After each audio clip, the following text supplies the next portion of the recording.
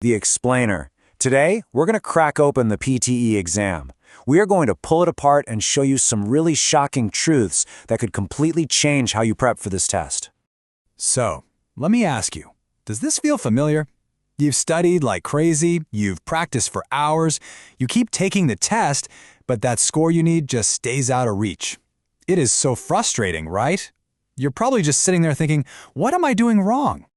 Well, here's a wild thought. What if the problem isn't really your English at all? What if all those strategies that seem so logical are actually the very things the test is penalizing you for? What we're diving into today shows that the key to this exam isn't what you'd think. It's a system with secrets that just don't make sense at first. Okay, let's jump right in. First up, we're going to tackle some of the biggest myths about the writing and reading sections of the test. And here is shocking truth number 1. Those long, complicated templates you see online, ditch them. Seriously, you might think they make you sound smart and show off your vocabulary, but the AI is way smarter now. It spots them a mile away, flags them, and can even give you a 0 for it. Now this is a classic mistake. We get so hung up on having these amazing, brilliant ideas for our essays. But you gotta understand, your structure is just as important as your content. How your ideas flow together, if your essay makes sense, that stuff carries just as many points.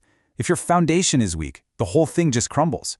So, how do you play it safe, especially when that clock is ticking down? For the summarized written test task, the safest bet is this super simple copy and connect method. I mean, instead of trying to rephrase everything and maybe making a grammar mistake, you just find 2 complete sentences, copy them exactly, and stick them together with a simple word like and.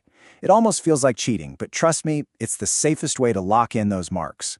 In this slide right here, this shows you exactly why the reading section has suddenly become a nightmare for so many people. It was already hard, but look at this. They've slashed the time you have from around 35 minutes down to about 22. So you've got the same hard questions, but way less time to do them. It's not just a reading test anymore. It's a flat-out race against time. All right, now for the part of the test that makes the least sense, the speaking section. And yeah, you read that right. This is where you actually get more points for sounding less human.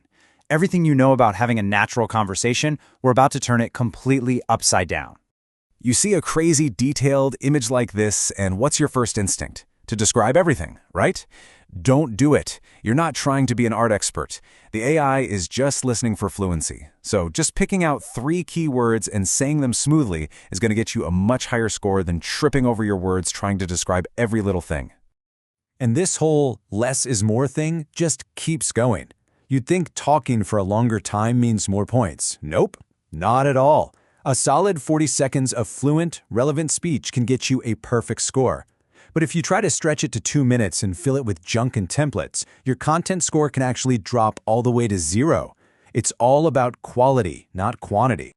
I know. A lot of these strategies feel really weird and unnatural to actually do. So before we get to the next shocking truth, if you want some one-on-one help with this stuff, I'm offering a completely free 30-minute class. All you have to do is comment DEMO below or just shoot me a DM or a WhatsApp message right now on +61 474 293 849 and I'll get you booked in.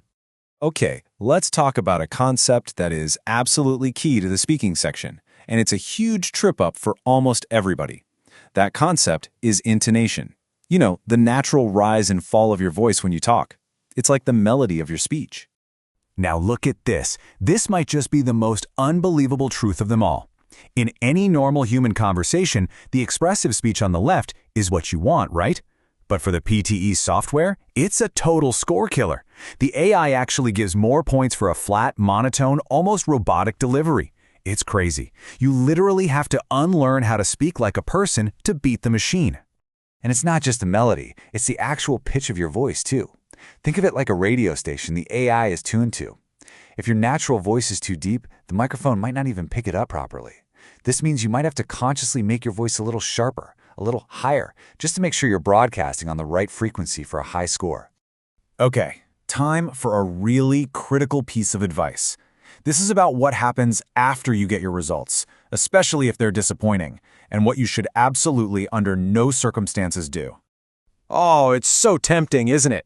You're just one single point away, and you think, that has to be a mistake. I'll just pay for a rescore. and that'll push me over the line. It seems like such an easy fix. But here's the trap. Many are calling it a scam. Because what happens, time and time again, is that maybe one of your scores goes up, but then, mysteriously, another one goes down. So you might get that extra point in speaking, but then you lose 2 points in writing.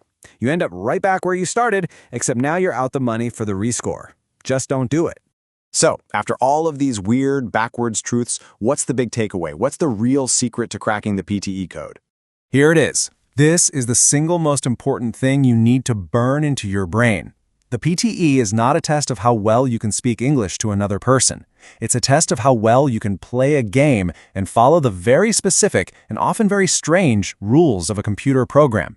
Your job isn't to prove you're a fluent English speaker. Your job is to figure out what the machine wants and give it exactly that. And I'll just leave you with this final thought to chew on. It really gets to the heart of what's so strange about preparing for an AI-scored test like this one.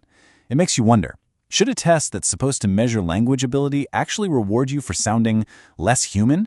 That's something to think about while you're getting ready to go crack that code.